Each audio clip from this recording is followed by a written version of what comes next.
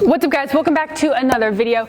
Today we have 6 of our favorite exercises we use to specifically improve acceleration, so that starting portion of your sprint. So hopefully you guys enjoyed this video. If you do, please give it a thumbs up. Please subscribe to the channel. We post new videos every Tuesdays and Thursdays, so make sure you're subscribed to catch all of them. Hope you enjoy.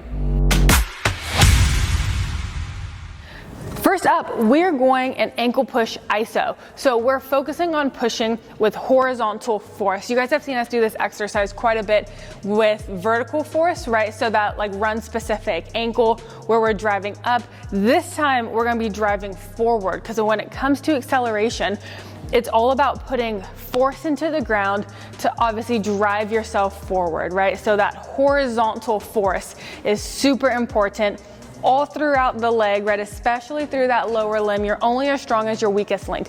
So if your feet and your ankles can't handle these forces we're putting through them, you're gonna get a lot of energy dissipating, force dissipating. So it's important we're working on this stuff. So I like to just set up a bar, just like on the safety bars.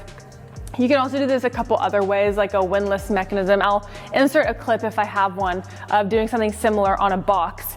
But essentially you're just gonna be here.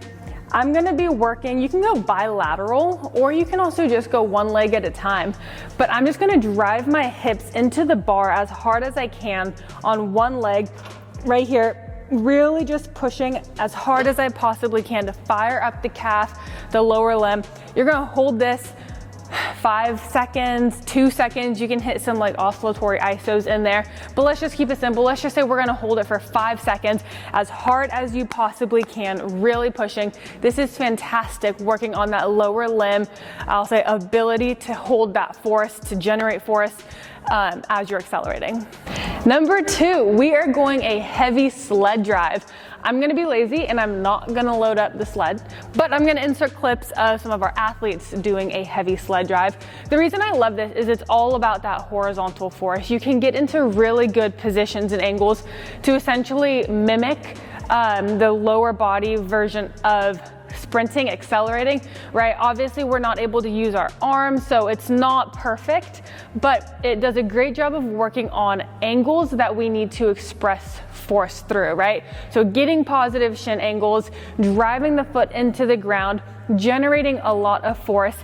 And this doesn't have to be over a far distance, right? We can even go like a 5 to 10 yard really heavy sled drive, just working on putting lots of force into the ground, overcoming that object, horizontal force. So this is a really great option that I've seen a lot of improvement with. Number 3, we are going a resisted sprint. So I'm gonna be honest, I have a love-hate relationship with resisted sprints. I really like them when we're working on acceleration and when they're not really heavy. I hate them when they're super heavy, which is often what people do. People think that the heavier it is, when they run, it's gonna make them faster. When you take that load off, it doesn't. It just kind of messes up your neuromuscular system. So for me, rule of thumb, I always make sure that it's less than 30%. If you can, of like your athlete's max sprint speed. Sometimes that's kind of difficult to calculate, so sometimes I'll just do less, like, 10 to 20% to 30% of my athlete's body mass, just for a very simple thing. Make sure it's not crazy heavy though. You don't want it to mess up their neuromuscular system, their stride. You don't want it to mess any of that up. But resisted sprints are awesome because it is a little bit of load. It does teach the body to generate more force, like I said, as long as it doesn't mess up anything. So we'll go a resisted sled. We also have like a resisted sprint device here. A lot of times it's really awesome to use like chains to resist. So anything like that, as long as you keep the parameters really controlled, this is a great way to work on acceleration as well. Next up, we're going a hang power clean. I think that these have found a way to get into like every single one of our top exercise videos.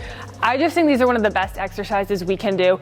So great at that explosive strength, right? Going pretty much from 0 to nothing, getting things going, that explosive force, being able to generate high amounts of forces at really high speeds. And essentially that's what acceleration is. Being able to get your body to go from nothing accelerate it to your top speed by generating really high forces. Obviously, we want to do this in a timely manner because we don't want it to take us forever to get up to top speed. So it's all about that. How much force can you produce? How quickly can you produce it to get you to your top speed?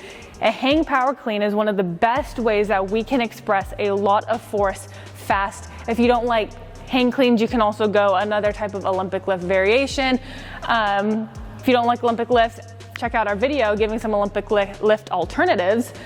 But for me, hang power clean, one of the best exercises we can do for producing lots of force fast. This should have a place, I believe, in everybody's acceleration program, because essentially that's what it is. It is pure acceleration, nothing to, max force, max speed on that external load as hard as you can. Number 5, we're going a single leg squat. So in particular, you can either go a rear foot elevated with like a roller or a reverse lunge. Lately, I've really been loving barbell reverse lunges, especially with the safety bar, when my hands are kind of holding on to the cage and you can just overload your lower body. I love that. Doing a rear foot as well, like I mentioned, is amazing.